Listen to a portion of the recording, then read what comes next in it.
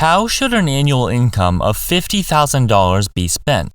It's critical to know how much of your income should be spent on each category, or you'll never be able to get ahead. Having no idea how much you should be spending on items like housing, transportation, and necessities will result in way overspending in some areas and falling behind in others. Keeping an eye on your budget is extremely easy, and doing this will ensure you're able to build wealth and make great forward strides so you can become financially independent and retire early no matter how much you earn. $50,000 is a great amount. It might not be a huge income, but it's enough to build incredible wealth when used wisely. Take a look at how much you should be reasonably spending on each major category with an annual take-home pay of $50,000. My name is Chris, and I help teach people about money, personal finance, and investing. If you're interested in improving your financial future, make sure to subscribe to the channel and hit the like button if this video is helpful. 50% on needs. The largest portion of your budget will go to needs. Half of your income should be spent on things you need, like a roof over your head, a car to get to work, go shopping, and get around, as well as keeping food on the table. This is the largest chunk of your budget, which will be about $25,000 per year in total.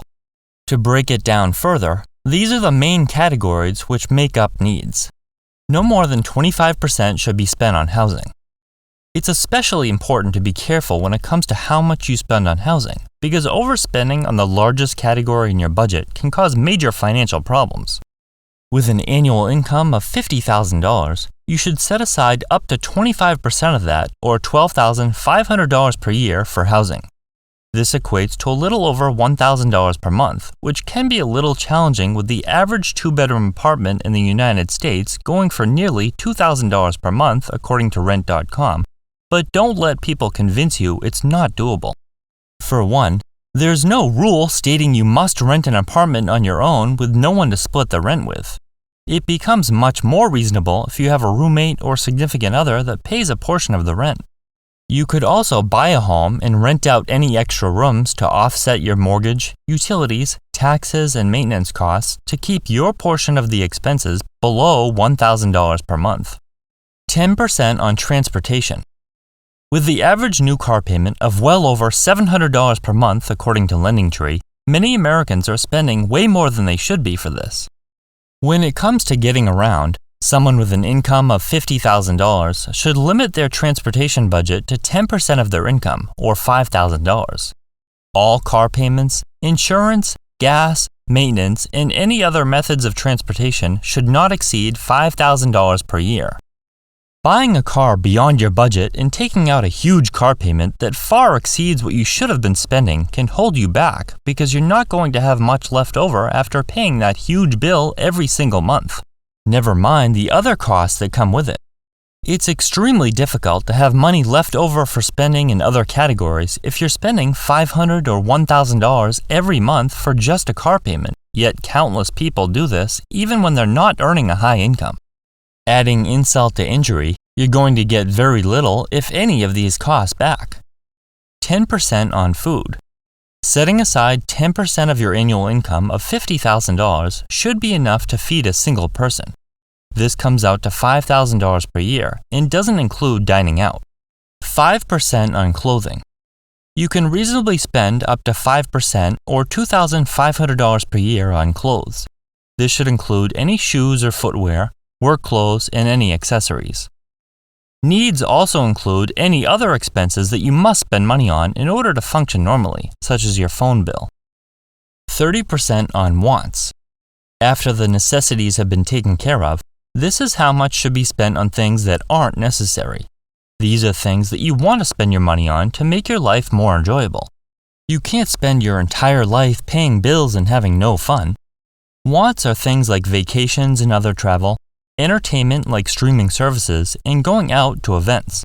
In total, these should be no more than 30% of your entire income, or $15,000 per year. Travel and entertainment should generally be limited to 10% of your income, which in this case would be about $5,000 per year. This could be an annual vacation, a weekend away, a concert, or an event. It's fun to have dinner out after a long week of work or head out for lunch instead of eating something from home, but this is expensive and can add up fast. limit the amount spent on eating out to about 10% of your income, or $5,000 per year. This comes out to about $100 per week for a single person, which is reasonable provided you're not the type to want to eat every single meal at a restaurant. 20% for savings and debt repayment. After taking care of necessities like food, shelter, transportation, in addition to unnecessary expenditures that you want to spend money on, you need to make sure you're leaving something left over for saving, investing, and debt repayment, all of which are aimed at improving your finances. 20% of your income, or $10,000 per year, should be reserved for a combination of saving, investing, and paying off debt. You might blindly decide to set aside 10% of your income for saving and investing and 10% for debt repayment, but this decision isn't cut and dry. How much you put towards paying down debt versus investing for your future will be a personal decision based on multiple factors. The first question to ask is, how much debt do you have? If you're buried up to your eyes in monthly payments and are making the banks rich, investing should stay on the back burner until you can free up some income. There's little point in putting money into investments in hopes to make a return when you're paying interest every month, meeting or exceeding the interest you would potentially earn. Second, what types of debt do you have? Are you carrying credit card debt from 10 years ago that you've only been making minimum payments on? Are you still saddled with student loans even though you graduated college decades ago? These are debts that you might want to get rid of sooner rather than later. A mortgage, while still considered debt, is a little different, so paying that off as soon as possible isn't a major priority. What are the interest rates on the debt? This should be a major consideration when it comes to deciding what debts to pay off and how quickly to do so. Credit cards are going to have much higher interest rates than most forms of debt.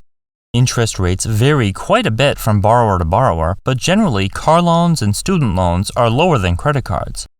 Further, a mortgage on a home is usually the lowest interest debt available, which is the main reason why borrowers don't consider paying it off early to be necessary. When it comes to saving cash, do you have any purchases coming up in the near future that you need to plan for? Maybe you're trying to save some cash for a down payment on a home, or maybe you need a newer car. These are things you want to begin planning for many months beforehand. Additionally, investing for retirement should also be included in this portion of your budget.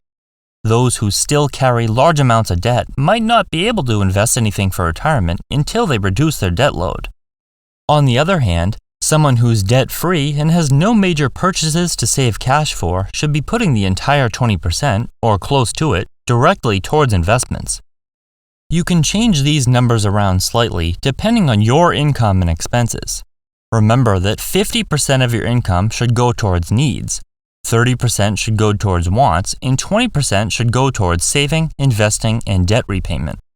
Separating your income into these three main categories makes it easy to keep track of your expenditures without spending too much time doing so, because let's face it, no one wants to spend more time than absolutely necessary going over their budget.